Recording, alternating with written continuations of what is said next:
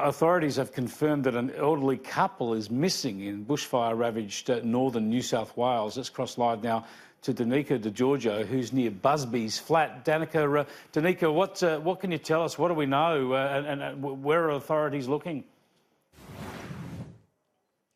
Well, Chris, at this stage, we do know that a man and a woman, an elderly couple, vanished the day before this bushfire broke out, only on Wednesday. That was the last time that they were seen, and they haven't been found since. They are located just outside Busbys Flat, but their car has been burnt out, as well as their home. Now, the RFS and police are currently searching the area for them and looking through debris to try and find any clues as to their whereabouts. But I spoke to authorities a short time ago, and they said that they are concerned for their welfare.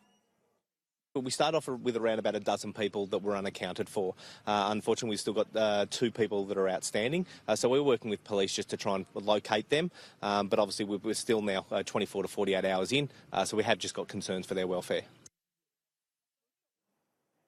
Now, I'm currently in Mongagarry, which is just a short while out of Busbys Flat, where that bushfire is burning. And we took a drive heading towards that bushfire earlier. And I can tell you that there are still a number of spot fires on the road and a number of areas that are still smouldering. Yesterday, we were able to get into bushfire-ravaged Rapville, which is a town that's really been hit the most from this. You saw one house after another destroyed, burnt out cars, mangled bicycles. But there was an image that really stood out to us the most, and that was children jumping on a trampoline. The poles of the trampoline had been burnt out, as well as the ground, but it was like almost an innocence among such devastation. The community, though, is really rallying together to remain defiant. I did speak to one resident, and he said to me that he doesn't care about material possessions. In the end, all he cares about is that he and his family are safe. The mayor of the Richmond Valley has said that this is a very, very strong and resilient town, and they will fight on.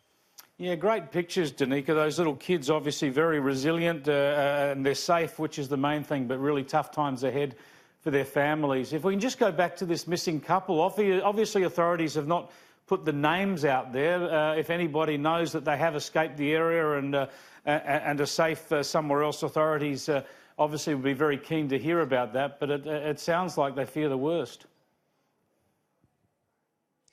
Well, they do. And earlier on, I was at the State Control Centre in Casino, and I did speak to one of the firefighters there, and they said as hours and hours go by, they're getting more and more concerned. Now, residents have already been asked to register with the Red Cross, so that way authorities know that they are safe. But at this stage, these 2 people are still missing. We don't know their identity at the moment. As I said, very basic details, a man and a woman living outside of Busbys Flat. But I'm sure, Chris, that authorities will be able to give an update as the day goes on. The bushfires, though, are at an advice level in both of the main areas. Authorities are hoping that a cooler change later this afternoon will give them some reprieve.